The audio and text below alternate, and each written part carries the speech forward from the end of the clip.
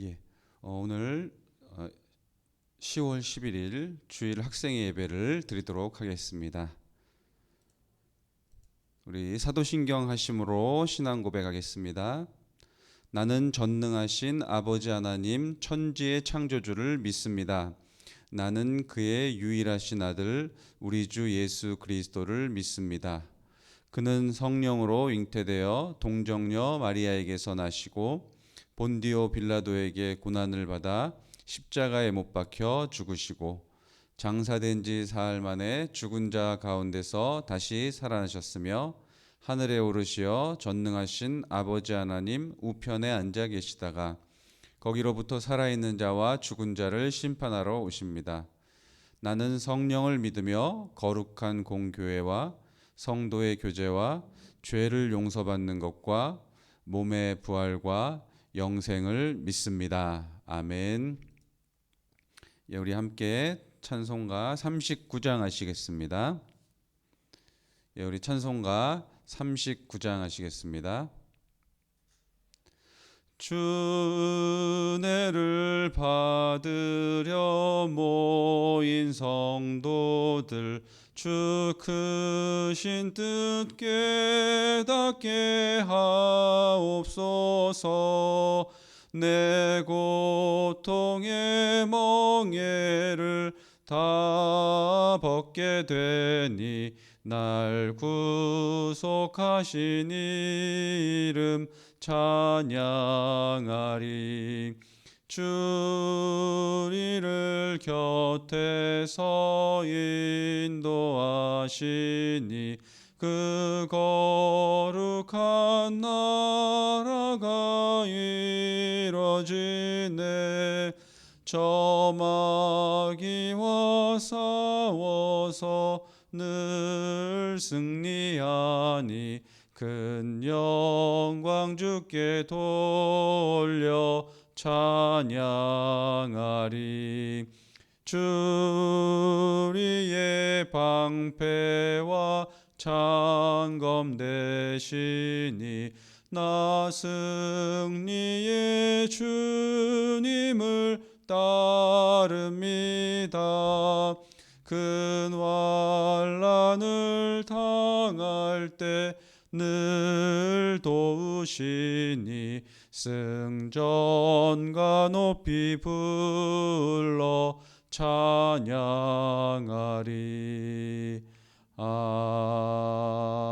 아멘. 예, 오늘은 구약 성경 신명기 6장 1절부터 9절까지 낭독하도록 하겠습니다. 신명기 6장 1절부터 9절 말씀까지입니다. 이는 곧 너희의 하나님 여호와께서 너희에게 가르치라고 명하신 명령과 규례와 법도라.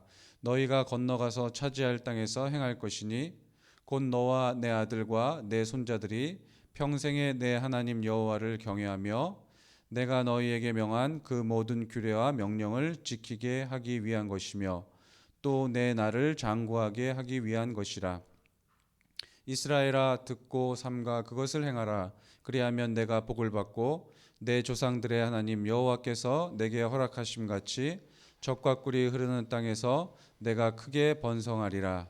이스라엘아 들으라. 우리 하나님 여호와는 오직 유일한 여호와이시니 너는 마음을 다하고 뜻을 다하고 힘을 다하여 내 하나님 여호와를 사랑하라. 오늘 내가 내게 명하신 이 말씀을 너는 마음에 새기고 내 자녀에게 부지런히 가르치며 집에 앉았을 때에든지 길을 갈 때에든지 누워 있을 때에든지 일어날 때에든지 말씀을 강론할 것이며 너는 또 그것을 내 손목에 매어 기호를 삼으며 내 미간에 붙여 표로 삼고 또 내 집 문설주와 바깥문에 기록할지니라. 아멘. 이 시간 우리 참회의 기도 또 사죄 선언하도록 하겠습니다. 하나님, 지난 한 주 동안 저희들 지켜주시고 또 하나님 말씀으로 우리의 마음을 인도해 주시고 성령으로 이끌어 주시고 그래서 이 자리까지 함께 하시니 감사드립니다. 우리가 그러나 주님의 말씀에 순종함에 미치지 못하고 또 그릇된 길로 갈 때가 있었으니 우리의 죄와 허물을 용서하여 주소서. 주님의 말씀을 따르기 즐겁고 또 원하는 저희들 되게 하여 주시옵소서. 우리의 죄가 예수 그리스도의 속죄의 피로 용서받았고 우리가 더 이상 하나님의 율법의 저주 아래 있지 않다는 것을 믿고 고백드립니다. 하나님을 경외하며 섬기는 저희가 되게 하시기를 간절히 원하며 예수 그리스도의 이름으로 기도드립니다. 아멘. 예, 우리 찬양 아무것도 두려워하지 말라 함께 찬양하겠습니다. 아무것도 두려워 말라. 주 나의 하나님이 지켜주시네. 놀라지 마라. 겁내지 마라. 주님 나를 지켜주시네. 아무것도 두려워 말라. 주 나의 하나님이 지켜주시네. 놀라지 마라. 겁내지 마라. 주님 나를 지켜주시네. 내 맘이 힘에 겨워 지칠지라도 주님 나를 지켜주시네. 세상의 험한 풍파 몰아칠 때도 주님 나를 지켜주시네. 주님은 나의 산성, 주님은 나의 요새, 주님은 나의 소망, 나의 힘이 되신 여호와. 주님은 나의 산성, 주님은 나의 요새, 주님은 나의 소망, 나의 힘이 되신 여호와. 이 시간 기도하도록 하겠습니다. 하나님 아버지, 전능하신 하나님 아버지, 찬양과 경배를 드립니다. 코로나19로 인해 저희가 대면 또는 비대면 예배로 드리지만 성령님을 의지하여 하나님 말씀으로 주님께 드립니다. 하나님의 이름을 높이고 주님께 영광을 돌리게 하여 주시옵소서.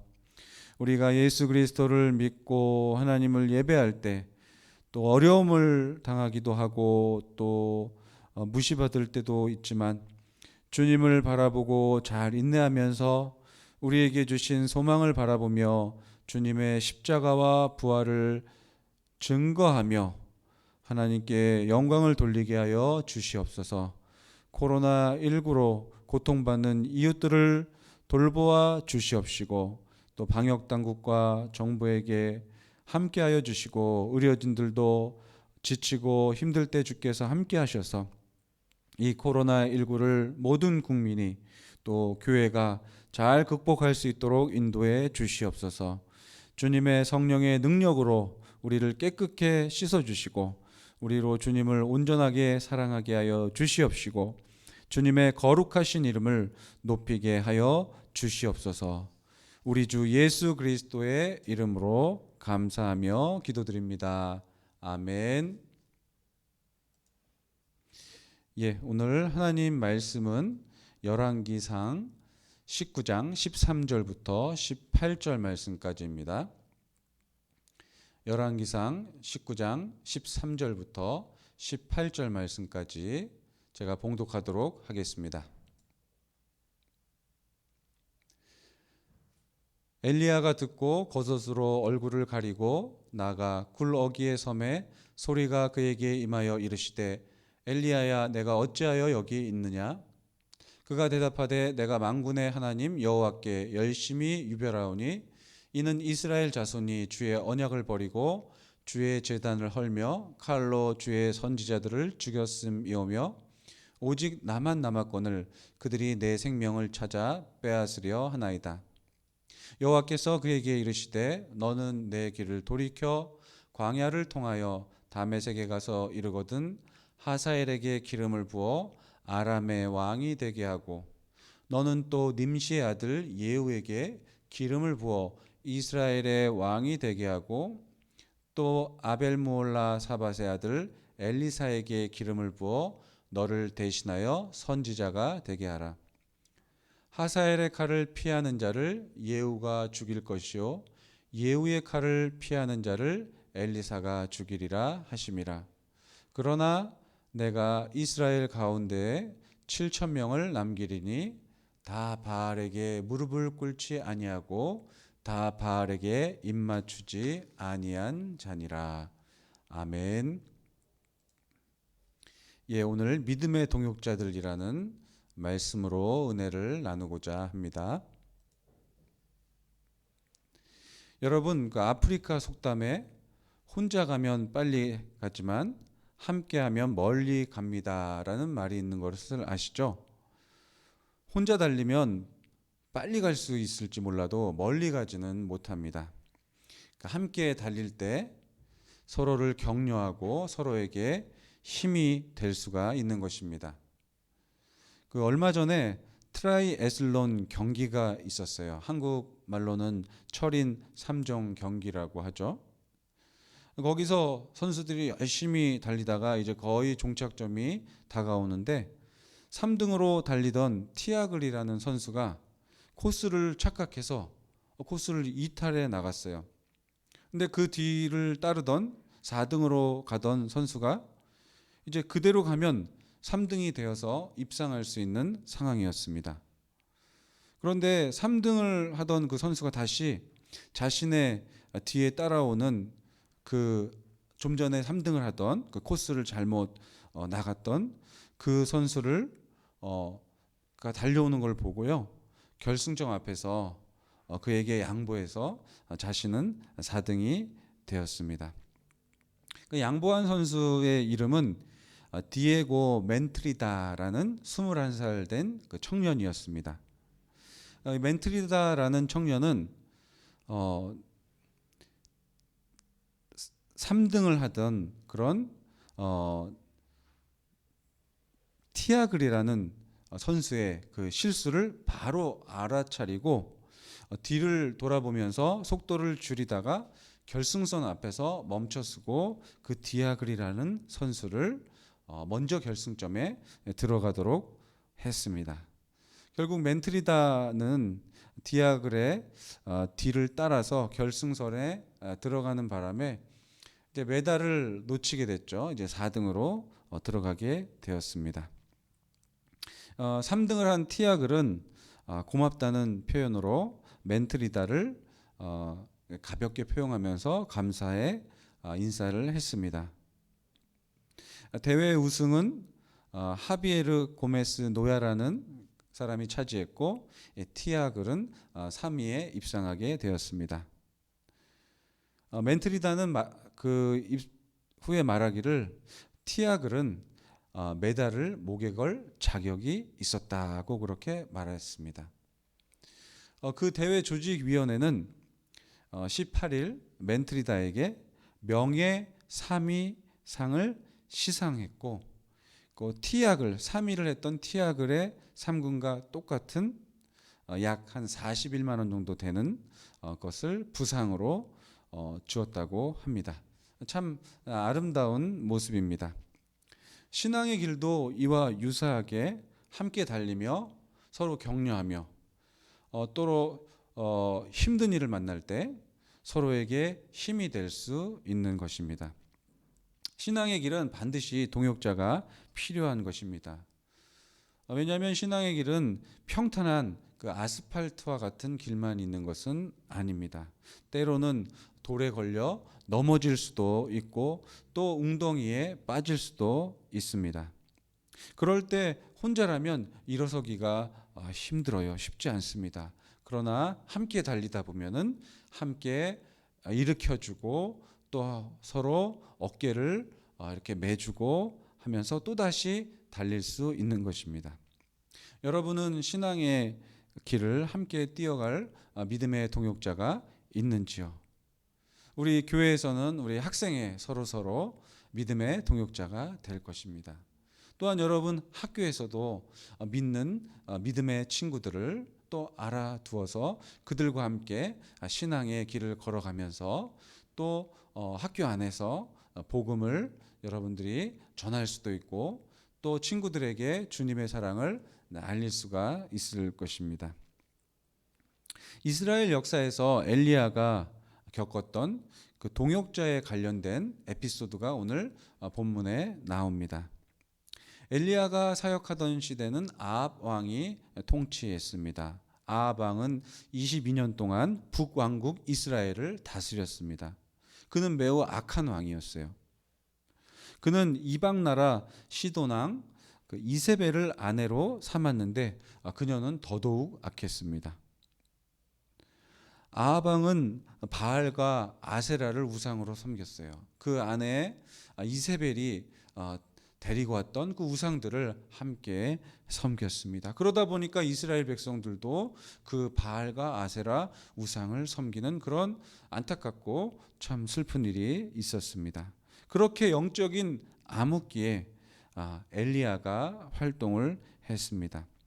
그때 엘리야는 하나님이 살아계셔서 역사하시는 분이심을 보여주었습니다. 엘리야는 아합에게 바알 선지자 450명과 아세라 선지자 400명을 갈멜산으로 오도록 그렇게 요청을 했습니다. 그래서 엘리야 선지자는 그들에게 제단 앞에서 각자가 우리의 신의 이름을 불러서 불로 번제물을 태우는 신이 참된 신이라고 우리가 인정하자고 그렇게 제안을 했습니다. 바알 선지자와 아세라 선지자들은 한 850명 정도 모여서 그들의 신을 큰 소리로 불렀습니다. 그리고 심지어 칼과 창으로 자신들의 몸을 이렇게 상하게 하면서 하늘로부터 불이 내려오기를 그렇게 간청했습니다. 그런데 불은 내려오지 않았습니다. 하지만 엘리야가 하나님께 기도하자 하늘로부터 바로 불이 내렸던 것이에요. 그래서 그 결과 이스라엘 백성들은 여호와께서 하나님이신 줄 깨닫게 되었고 그들은 거짓 선지자들을 모두 잡아 죽이는 그러한 심판을 했습니다. 그 이후 아합 왕은 그의 아내 이세벨에게 엘리야 선지자가 갈멜산에서 그 행했던 일을 말했어요. 이세벨은 엘리야 선지자에게 사람을 보내서 이렇게 위협했습니다. 내가 선지자들을 죽게 했으니 나도 너를 죽일 것이고 내가 내일 이맘때까지 너를 죽이지 못하면 신들이 천벌을 내게 내려도 달게 받겠다. 이렇게 엄포를 놓았습니다. 여러분, 이세벨로부터 이런 협박을 받은 엘리야 선지자는 어떻게 했을까요? 엘리야 선지자는 이 말을 듣고 두려움에 빠지게 돼서 자신의 목숨을 보존하기 위해서 남왕국 유다의 저 끝에 남쪽 끝에 위치한 브엘세바까지 도망쳤습니다. 엘리야 선지자는 남왕국의 끝자락인 브엘세바까지는 아합과 이세벨이 군사를 보낼 수 없을 것이라고 생각했습니다. 엘리야 선지자는 함께한 그 사환을 두고 홀로 하루 동안 광야의 길을 걸어갔습니다. 그리고는 그는 로뎀나무 아래서 하나님께 이렇게 말했어요. 지금 내 생명을 거두시옵소서. 이렇게 절규했습니다. 여러분, 갈멜산에서 믿음과 신실함으로 이스라엘을 구원한 그런 위대한 영적 지도자 엘리야를 보았는데, 그러나 그 일이 있은 지 얼마 후에 호렙산에서 우리는 연약하고 또 실수하고 하나님의 책망을 받아야 하는 그러한 약한 이러한 엘리야의 모습을 봅니다. 여러분, 며칠 전만 해도 수백 명의 거짓 선지자들 앞에서 하나님을 담대하게 전했던 그런 그가 왜 이렇게 침체되었을까요? 하나님은 그런 엘리야에게 잠과 먹을 것을 주셔서 그의 마음과 몸이 다시 충전하도록 회복되도록 해 주셨습니다. 그런 다음 하나님은 엘리야를 영적으로 충전해 주시기 위해서 호렙산으로 인도하셨습니다. 그래서 또한 하나님은 세미한 음성을 통해 임재를 알게 하시고 엘리야 선지자에게 새로운 사명을 주셔서 다시 영적으로 일어나도록 만들어 주셨습니다. 그는 호렙산에서 3년 동안 은신하면서 회복하게 되었습니다. 이런 사건들을 보면 하나님께서는 항상 눈에 보이게 극적인 방식으로만 일하시는 분이 아니라 조용하게 또 은밀하게 일하시는 분이시기도 한다는 것을 우리가 볼 수 있겠습니다. 하나님은 엘리야에게 이제 세 가지 방식으로 이스라엘을 정화시킬 그런 사역을 착수해 나갈 세 사람을 기름을 부으라고 명령하십니다. 그래서 엘리야 선지자는 다메섹으로 가서 하사엘을 아람 왕으로, 그리고 예후를 이스라엘 왕으로 임명하고 또 엘리사를 후임 선지자로 세워야 하는 그러한 사명을 받았습니다. 그리고 엘리야 선지자는 불순종한 하나님의 백성을 심판하고 바알 숭배를 없애는데 앞장을 서야 했던 것입니다. 이 일은 혼자 할 수 있는 일이 아니었습니다.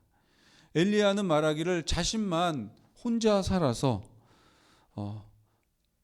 남은 그런 유일한 선지자라고 말했습니다.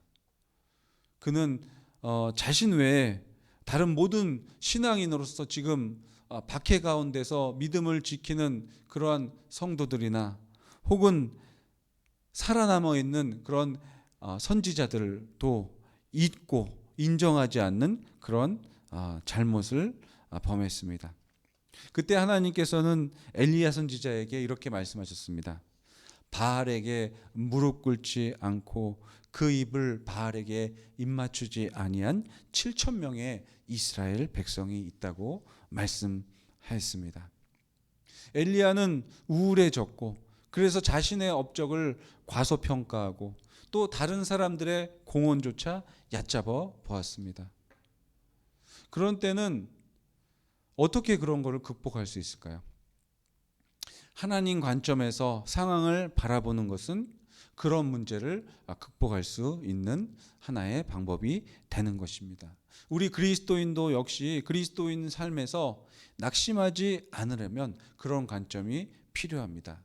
내 눈앞에 보이지 않고 내가 지금 만나지 못할지라도 하나님의 관점으로 상황을 보면 하나님께서 변함없이 일하고 계시고 내 눈에는 안 보이고 내가 느끼지 못할지라도 하나님께서 지금 일하시고 또 신실하게 믿음을 지키는 믿음의 사람들이 각자의 자리에서 지금도 하나님을 예배하며 또 하나님의 일을 감당하고 하나님의 교회를 섬기고 있는 것이 하나님의 관점으로만 볼 때 그것이 알게 된다는 것입니다.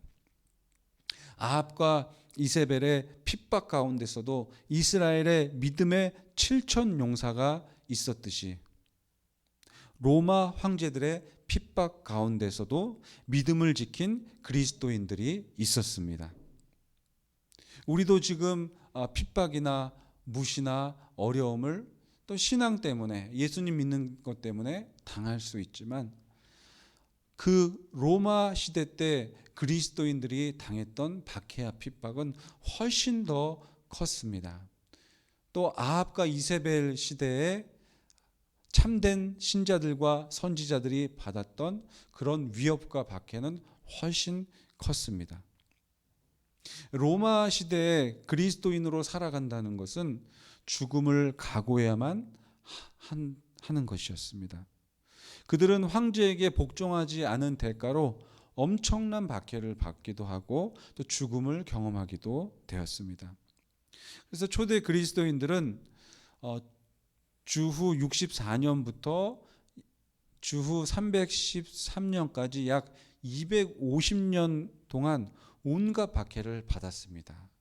그들은 박해를 받아서 예배를 드리기 위해서 숨어서 드려야 했고, 카타콤이라는 그 지하 묘지에 아주 좋고 불편한 그런 거주지에서 살아야 하기도 했고, 또 콜로세움이라는 장소에서 맹수에게 살과 뼈가 뜯기기도 하면서 또 십자가에 못 박히기도 하면서 자신의 믿음을 지키어 나갔습니다. 그 가운데 참되게 믿지 않는 그런 기독교인이라고 이름만 붙인 사람들은 자신의 신앙을 변절하는 그런 일까지 있었습니다. 그리스도인들에 대한 박해가 심해지면서 그들은 예전처럼 자유롭게 모여서 예배할 수 없고 모임을 가질 수가 없었습니다. 그래서 그리스도인들은 주위 사람들의 눈을 피해서 로마의 성 밖에, 시내 밖에서 은밀하게 모이고, 그리고 점차 사람들이 외지고 찾기 어려운 지하 묘지에서 모이기까지 한 것입니다. 로마 제국이 기독교를 공인하기 전까지 그리스도인이 숨어 지내던 지하 묘지나 그런 묘지를 카타콤이라고 합니다. 그들은 냄새나는 시체들과 함께 수세대를 살면서도 하나님을 믿는 신앙을 잃지 않았던 것입니다. 이 카타콤의 사진을 우리가 볼 수 있습니다. 이렇게 좁고 또 환경이 어려운, 어둑침침한, 지금은 이제 조명으로 밝혔지만 그 당시에는 조명이 없어서 매우 어두웠겠죠. 지하 묘지에 이런 곳에서 사람들이 모여서 살았다는 것이에요. 카타콤은 지하 10m에서 그 1m 깊이로, 그리고 대체로 폭이 한 1m 정도, 이 정도 되는 그런 길을 만들어서 높이 한 3m 정도의 그런 터널형 통로가 사방으로 뚫려져 있고, 한 2층에서 5층 정도의 계단이 여러 층으로 이어졌습니다. 그리고 카타콤의 벽에는 약 7천만 명에 이르는 성도의 시신이 매장되어 있다고 합니다. 이 카타콤은 좁은 1m밖에 안 되는 좁은 통로가 미로처럼 되어 있어서 만약에 이 구조를 모르는 사람이 들어오면 여간에서는 출구를 찾거나 되돌아갈 수가 없는 그러한 굉장히 복잡한 미로와 같다고 합니다. 카타콤 내부는 정말 칠흑같이 어두워서, 그래서 그 안에 들어오는 사람은 누구나 거대한 어둠의 공포 앞에 사로잡혔습니다. 그래서 지하 묘지에서 살던 사람들의 이야기, 이런 카타콤의 순교자들의 이야기가 있었습니다. 그런데 여러분, 그리스도인들에게 카타콤은 깊은 흑암이 있었지만 또한 밝은 하늘의 소망이 교차되는 그런 곳이었습니다. 그들의 소망은 언제나 십자가와 부활이었습니다. 엄청난 박해에도 불구하고 카타콤에서는 소망과 믿음을 표현한 비문들을 읽을 수가 있습니다. 그 중에 한 기절은 이렇습니다. 우리가 가진 것은 없습니다. 우리는 고통에 시달리고 있습니다. 그러나 우리는 이곳을 떠나지 않을 것입니다.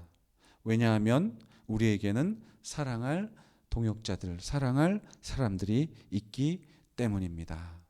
참 아름다운, 참 신앙의 고백을 볼 수 있습니다.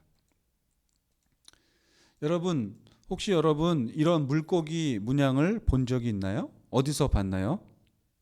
이 물고기 문양은 1세기경부터 로마의 카타콤에서 사용하던 그리스도인의 표지입니다.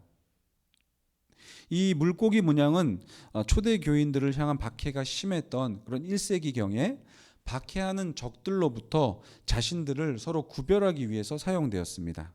그래서 한 그리스도인이 물고기의 반을 이렇게 그려놓으면 나머지 다른 사람이 반을 거기에 그려서 서로 간에 그리스도인이라는 것을 확인하는 그러한 모양이었습니다. 이 물고기에는 보면요, 헬라어 약자인 익투스라고 거기 적혀 있어요. 저 물고기 안에 보면 그 알파벳 같이 생긴 헬라어 알파벳이 이렇게 5글자가 적혀 있습니다. 그 글자는 한 단어의 첫 그러한 철자예요. 그래서 맨 앞에 있는 이오타는 예수스의 약자입니다. 그리고 이렇게 X로 생긴 것은 크리스토스, 그 다음에 가운데 있는 글자는 데오스의 약자인 델타고, 그리고 그 다음은 그 휘오스라는 약자의 그 앞자고, 그리고 소테르라는 약자의 앞자. 그래서 5글자가 이렇게 적혀 있는데 그 5글자를 한 단어로 말하면 익투스라는 그런 단어가 됩니다. 그 익투스라는 단어를 우리가 한 문장으로 읽어보면 예수스 크리스토스 데오스 티오스 소테르라는 뜻이에요.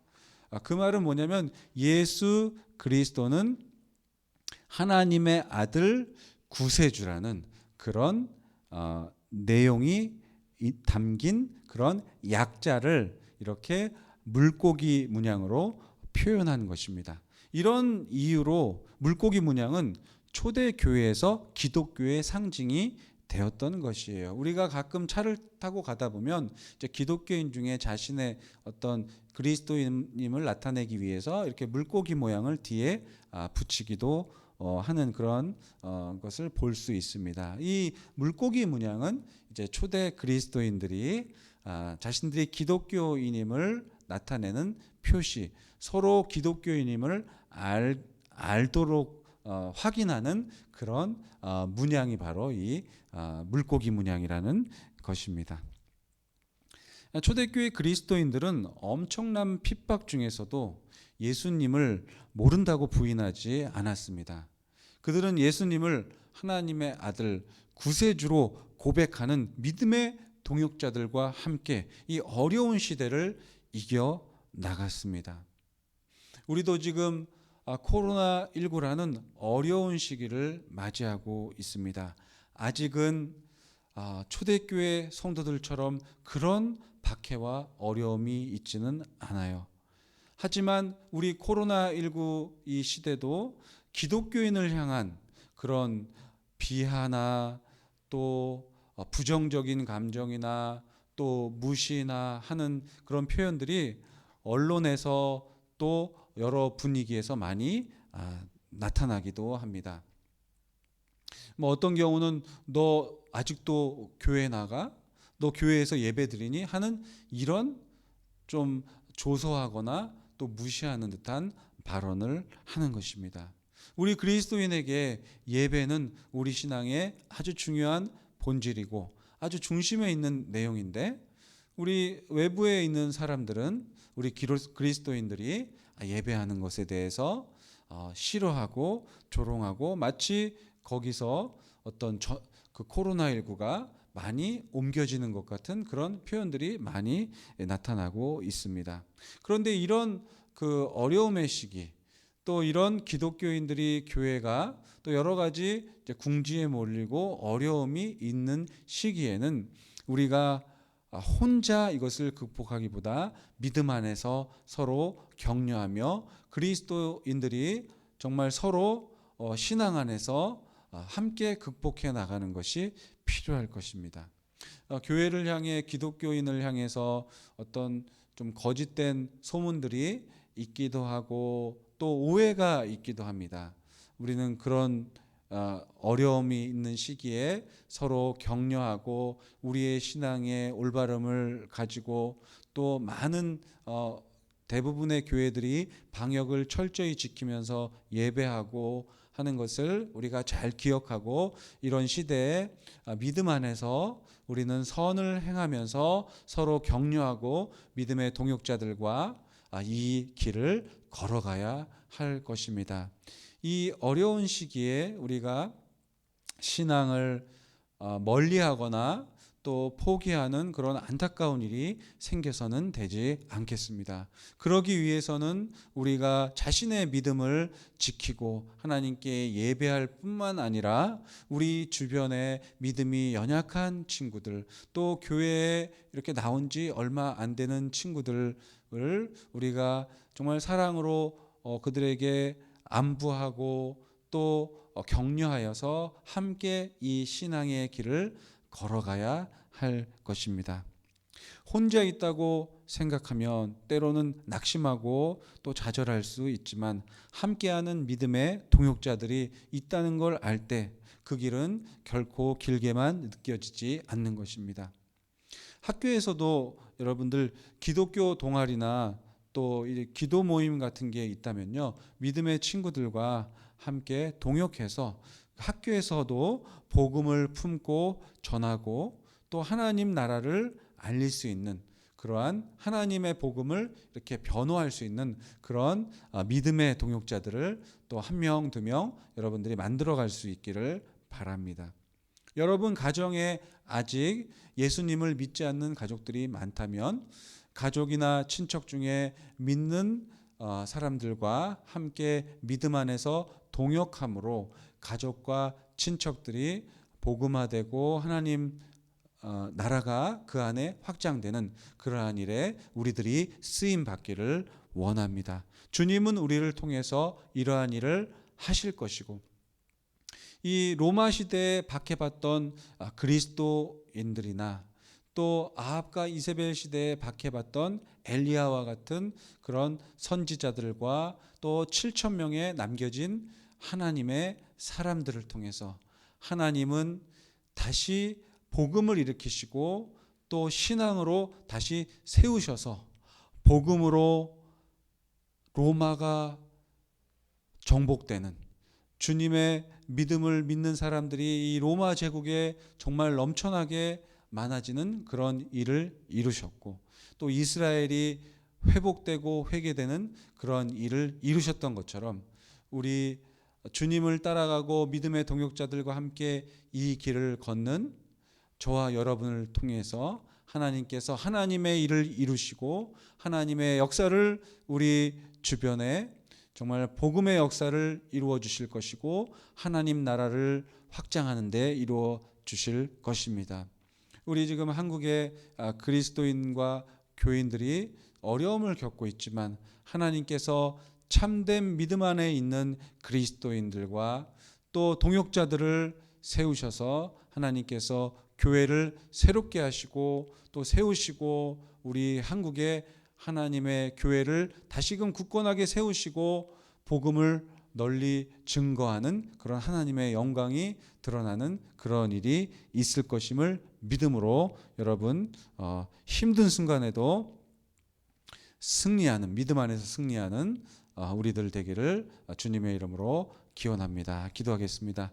주님, 핍박에 또 어려운 시기에 낙심하고 또 넘어질지라도 우리 주변의 믿음의 동역자들과 또 하나님께서 찾아오셔서 힘주시고 위로하시고 다시 일으켜 주시는 것임을 믿고 우리의 신앙의 걸음을 계속 걷게 하여 주시옵시고 우리가 하나님을 예배하고 또 하나님을 섬기고 또 주의 복음의 증인되는 일에 정말 우리가 계속 정진할 수 있도록 하나님 우리에게 새로운 마음과 힘과 지혜와 능력을 더하여 주실 것을 믿으며 예수 그리스도의 이름으로 기도드립니다. 아멘. 우리 함께 내게 있는 향유옥합 찬양하겠습니다. 내게 있는 향유옥합 주께 가져와 그 발 위에 입 맞추고 깨뜨립니다.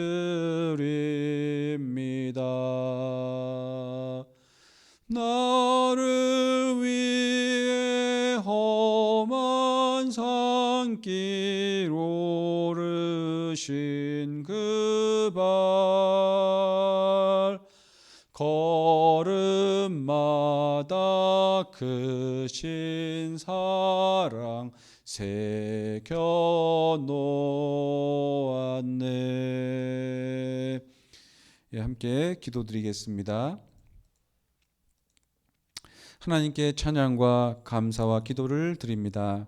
우리에게 주신 은혜에 감사하며 주님께 예배하며 우리가 헌금을 드리게 하여 주시옵소서.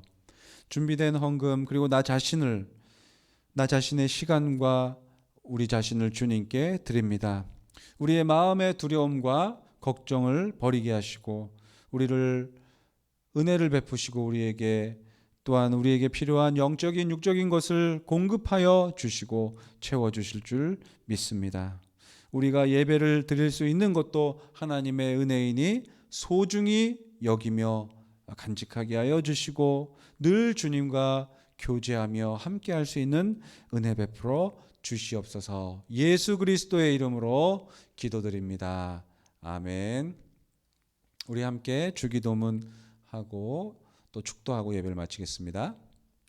하늘에 계신 우리 아버지의 이름을 거룩하게 하시며 아버지의 나라가 오게 하시며 아버지의 뜻이 하늘에서와 같이 땅에서도 이루어지게 하소서. 오늘 우리에게 일용할 양식을 주시고 우리가 우리에게 잘못한 사람을 용서하여 준 것 같이 우리의 죄를 용서하여 주시고 우리를 시험에 빠지지 않게 하시고 악에서 구하소서. 나라와 권능과 영광이 영원히 아버지의 것입니다. 아멘. 축도하겠습니다. 지금은 우리 주 예수 그리스도의 은혜와 하나님의 사랑과 성령의 내주하시고 교통하시고 함께 하시는 은혜가 예배를 드리는 우리 동산교회 우리 학생들과 교사들과 참된 주님의 백성들에게 함께하기를 축원하옵나이다. 아멘. 예, 함께 우리 광고하고 축복하도록 하겠습니다. 한 주간도 함께 하신 하나님께 감사드리며 우리 함께 예배하는 모두를 축복합니다. 예, 우리 현재 정부의 방침에 따라서 학생회실에서는 20명 미만의 예배 인원을 제한하기 때문에 우리 다음과 같이 하도록 합니다. 10월 11일 주일 오늘은 그 임원과 중등부가 대면 예배를 드리고 또 고등부는 비대면 예배를 드립니다. 그리고 다음 주일에는 임원과 고등부가 대면 예배를 드리고 중등부가 비대면 예배로 드리겠습니다.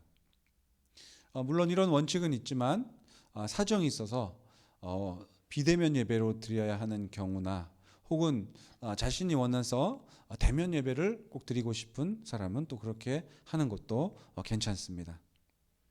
코로나19와 우리가 함께 있지만 그 믿음과 소망으로 극복하는 우리들 되기를 원합니다. 예, 학습 세례 입교 문답 신청을 받습니다. 김진구 목사님에게 또는 선생님에게 신청을 해주면 우리 다음 주부터 이제 교육이 이루어져서 이제 추수감사주일 전주일에 11월 초에 우리 학습 세례 입교 문답을 하도록 하겠습니다. 이것은 기독교의 매우 중요한 예식입니다. 자신의 신앙이 예수 그리스도 안에서의 자신의 신앙이 참되다고 내가 믿고 고백하는 것을 우리가 교회 앞에서 이렇게 고백하는, 그래서 굉장히 은혜로운 시간이고 또 우리 중고등학생들에게는 매우 의미 있는 그러한 예식이 되겠습니다. 그래서 아직 그 학습 세례 입교 문답을 하지 않은 학생 가운데 내가 예수 그리스도를 나의 주님으로 믿고 하나님께서 나의 아버지 되심을 믿는 그런 학생들은 신청해 주셔서 이번 기회에 받으시기를 바랍니다. 입교 같은 경우는 이제 부모님 중에 믿는 부모님이 아주 여러분들이 아기 때 유아 세례를 받은 사람이 있어요. 근데 그 유아 세례를 받은 사람 중에 14세 이상, 그러니까 중3 생일 지난 중3이 되면은 자신의 입으로 자신의 마음으로 신앙을 고백하겠다고 하는 사람들을 이제 교육을 하고 또 입교 문답을 온 성도들 앞에서 하는 것입니다. 그래서 여기에 해당되는 우리 학생들은 신청을 해 주시기를 바랍니다. 여름 수련회는 우리 코로나19가 안정돼서 대면 예배가 다 드릴 수 있을 때 그때 하도록 하겠고요. 이런 시기에 여러분 성경을 가까이 하고 기도로 하나님과 교제하는 것을 풍성하게 하기를 원합니다. 오늘 우리 학생 예배 주님 안에서 드리게 되어서 감사하고요. 여러분 주일을 복되게 거룩하게 보내고 한 주 동안 믿음으로 승리하는 우리 동산교회 학생들 되기를 바랍니다.